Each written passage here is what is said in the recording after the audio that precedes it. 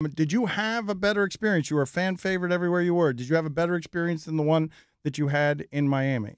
Oh, well, I mean, this was the best experience, mainly because I won a championship here. But yeah, it was great, man. Being with the Big Three is a great stepping stone for me to be able to be seen by the scouts and hopefully be picked up and spend one more year in the league and end on my terms instead of having the injury from 2016 try to tell me. Oh, so you still want to play? You're approaching 40 now, and you were a very high pick in this draft, right? They took you because you're fresh. You're fresh out of the league. Yeah, I was talking about doing some kind of therapy later. I was going to discuss that kind of issue about being picked number 4. I thought I should have went higher, but it is Who went ahead of you? Who were the three? Who? Are you counting the names? Are you taking names? Who were the three that went ahead of you? It wasn't them. It was more of like the teams that didn't pick me.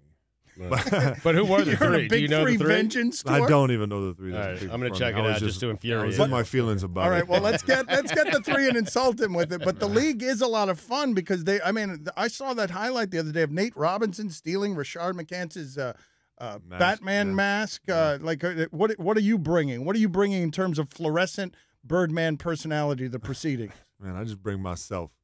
And the way I play, that's all I bring. I don't bring any antics or anything like that. That's on everybody else. That's their style. That's what they do. But not me, man. I just come and play. And like I said, I'm trying to get back into it for one more year.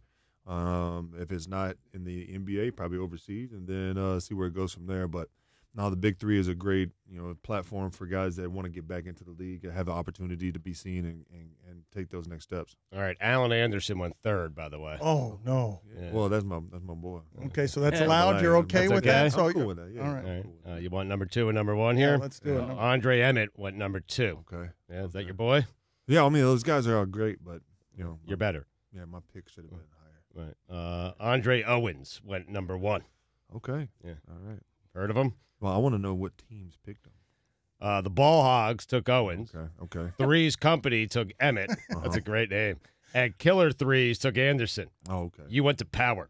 Well, we beat 2 of those 3 teams. What can you tell us about your Miami Heat experience that maybe people don't know? Like from being around that team in those years, what's something about those teams that people might not know? Man, pretty much everything was publicized. Playing with the Big Three, man, there was nothing that was, reserved or hidden. I mean, it was all out there. I mean, you saw it. I mean, the win streak, was the Harlem Shake, me getting on stage, embarrassing myself, trying to, rap with Vanilla Ice's Ice Baby. So, it was all out there, man. It was nothing that was hidden. It was pretty. And how much fun was it? Like, explain. I know winning is fun, obviously, but you were a little more. You were a bit of You've already become used to being a phenomenon. Now you were sort of absorbed by this larger sport crushing phenomenon. And absolutely. so, what was all that like? It was actually pretty humbling. Just being able to sit back and let all the other guys take all the fame and credit, but. It was humbling just to be a part of it and watch it and go through the experiences with those guys. Do you remember your shooting percentage in the 2013 playoffs? He's just pretending not to. You remember 75%? It was 81%. But do you? And Andre Emmett went ahead of you. The Eastern Conference Finals, I believe you didn't miss a shot in the Eastern Conference Finals, right? I don't remember.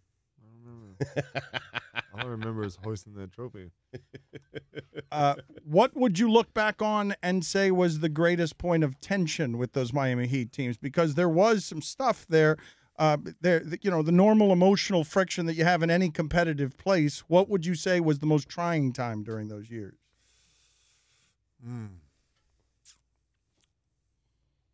San Antonio. San Antonio was the most trying times, trying to, get, past those guys to the championship and, that trying time where it was game 6, it was that big shot and, never losing hope or losing sight of what was really at task, and that was trying to win that championship, and none of the guys gave up and was able to persevere through it. And that was probably the Do I have this wrong, though? I think I remember you being quoted as saying you did give up at the end. Not at the very end where you guys sort of thought, like, oh, no, it might all be over. I'm not saying that you were quitting, but you were like, look, the mathematics of this don't seem to be in our favor anyway with 30 seconds left. Never came out of my mouth. I never was like, I'm giving up. That's never been my motto or never uttered out my mouth. Very foolish to think that, Dan. I see how you're trying to gas me up right now. And, I'm also looking it up to see if he actually said it. Would have been a normal thing to think before all of that. I thought it. I left with 30 seconds to go. That's right. He left the arena. He was knocking on the outside of the arena, trying to get back in when people were making noise. I'm trying not to cuss. All right. Trying not to cuss. Don't be propane and just leave me alone. Were you surprised LeBron left? You loved it down here. You liked Miami. You loved the winning. Were you surprised that he left? No. I mean, it's something he wanted to do. Is he wanted to see what it was like and see how to put together a team that was going to win a championship and take it back home. Because I'm sure he felt some kind of way about leaving the way he did and trying to get that recipe to win a championship. He took it back to Cleveland and he won them one.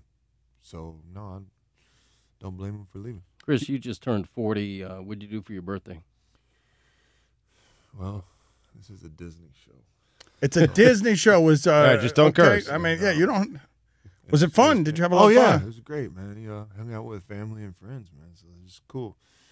And it kind of, was low key, just a handful of family and friends, and then went to Texas, and that was probably the next weekend, and ended up spending some time with some family and friends down there, and celebrated it again. Yeah. So it's kind of a job thing not that just cursing. keeps on going. 10-day birthday celebration.